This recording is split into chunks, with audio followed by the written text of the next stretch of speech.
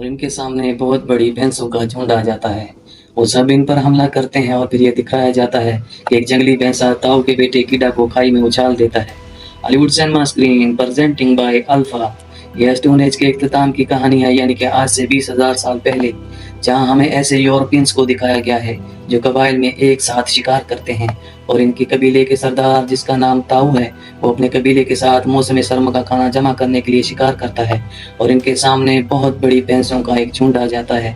वो सब इन पर हमला करते हैं और फिर ये दिखाया जाता है कि एक जंगली भैंसा ताऊ के बेटे कीड़ा की तरफ भागता है और दिखाई की तरफ भागना शुरू कर देता है।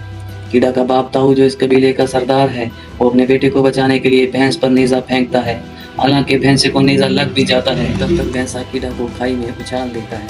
और यहाँ से कहानी चलती है फ्लैशबैक में, यानी एक हफ्ता कबल, जहाँ हमें कबीले वालों को दिखाया गया है जो सख्त मौसम सरमा के ये खाना जमा करने के लिए शिकार पर जाने की तैयारी कर रहे हैं। इसी रात कीड़े की माँ कीड़े के वालिद ताऊ से कहती है कि कीड़े को अपने साथ शिकार पर ना ले जाओ, वो अभी तक तैयार नहीं है। मैं इससे बहुत प्यार करती हूँ और मैं इसे खोना नहीं चाहती। कीड़े के वालिद ताऊ का कहना है कि सर्दी आने वाली है और साल के इस वक्त तक कोई शिकार पर जाता है। अगर हम शिकार पर ना गए तो हम सब भूखे मर जाएंगे। कीड़ा के लिए खुद को साबित करने का वक्त आ गया है। अगली सुबह तमाम कबायली शिकार के लिए निकल पड़ते हैं। एक बहुत तवील सफ़र के बाद ये एक पत्थर की यादगार तक पहुंच जाते हैं जो इनके आबाओ अजदाद की याद में बनाया गया है।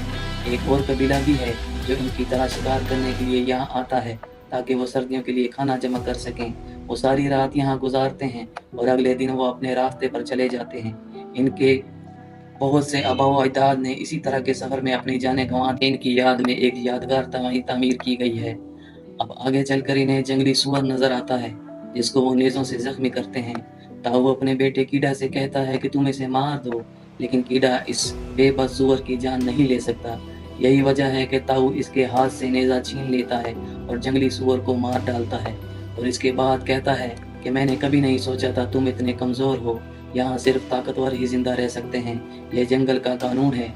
जंगल में जानवरों के बीच एक कानून है जहाँ हर ताकतवर एक कमज़ोर को मार कर जिंदगी गुजारता है, और इसमें जानवर भी फितरत के इस कानून की पैरवी करते हैं जहाँ वो हर कमज़ोर को मार कर खुद को जिंदा रखते हैं। अब रात के अंधेरे में जब वो सब अपना शिकार खा रहे थे और एक लड़के को तो शेर या अगली सुबह वो लड़के की याद में एक छोटी सी यादगार बनाते हैं और शिकार की तलाश में आगे बढ़ते हैं। खौफनाक जंगलों से गुजरने के बाद भी इन्हें कोई शिकार नहीं मिलता। रात को वो गार में पनाह लेते हैं जहाँ ताऊ अपने बेटे कीड़ा के हाथ में सितारों का कुछ टैटू बनाता है और इसे बताता है कि ये सितारे तुम्हें रात को आसमान पर नजर आएंगे और जब तुम इनकी पैरवी करोगे तो तुम अपने घर तक पहुंच जाओगे। दरअसल ये एक किस्म का नक्शा है, इसका इशारा है कि इनका घर किस तरफ है। अब एक बार फिर सुबह होती है और अब यहाँ वही सीन आता है जब एक जंगली भैंसे ने पहाड़ी से कीड़ा को खाई में उछाल दिया था। अब कहानी हाल में आती है जहाँ ये दिखाया जाता है कि जब भैंसे ने कीड़ा को चट्टान से नीचे फेंक दिया था तो वो चट्टान से नीचे गिर गया, लेकिन वो फिर भी चट्टान के बीच में एक पत्थर पर लटका हुआ था।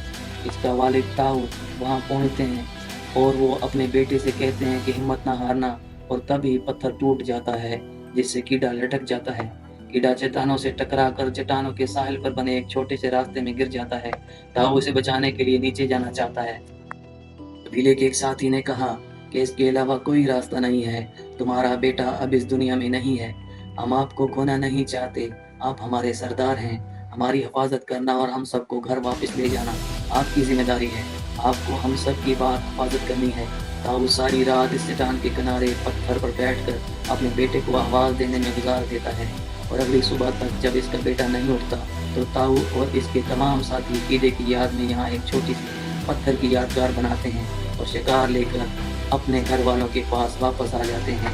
कीड़ा चट्टान पर चढ़ने की कोशिश करता है, इसकी टांग जख्मी है इसलिए वो बहुत परेशानी में है और नीचे बहुत गहरी खाई है।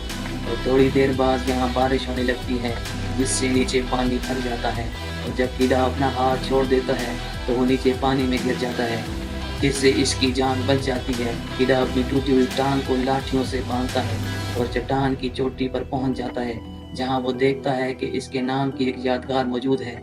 वो समझ जाता है कि इसके वालिद और इसके कबीले को यकीन था कि कीड़ा मर गया है।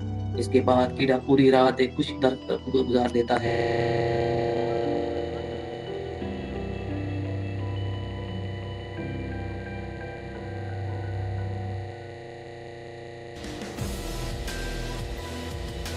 अगली सुबह जब वो पानी पीने जाता है तो इस पर कुछ भेड़ियों का हमला होता है और इससे पहले कि वो दरख्त पर चढ़ जाए एक भेड़िया इसकी टांग पकड़ लेता है।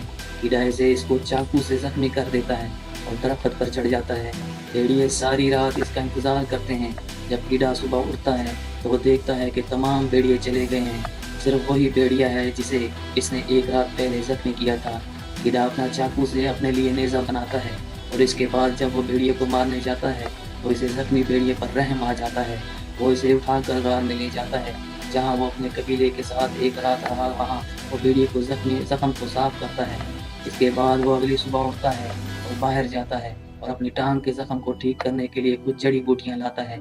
जब कीड़ा पानी पीता है तो भेड़िया भी अपना मुंह खोलता है और अब कीड़ा इसे भी पानी देने जाता है।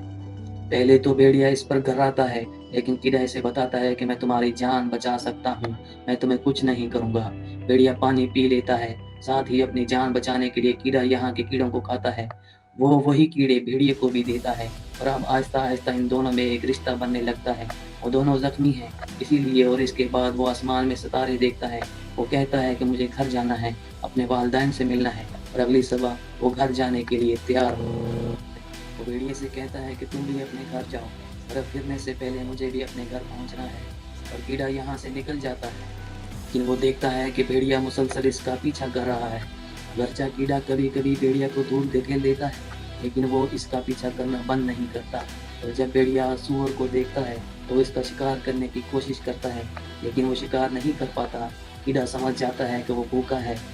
वो इसे वो कीड़े देता है जो वो खुद दिखाता है, और पहली बार वो भेड़िया कीड़ा के हाथ से खाना खाता है, यानी अब वो अच्छे दोस्त बन चुके हैं।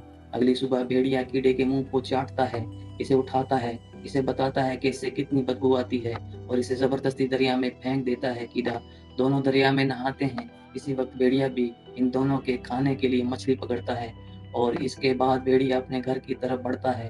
अब वो दोनों एक साथ शिकार करते हैं, और एक रात जब वो आग लगाकर बैठे हैं तो फिर कोई दूसरे भेड़िया अल्फा का खानदान है।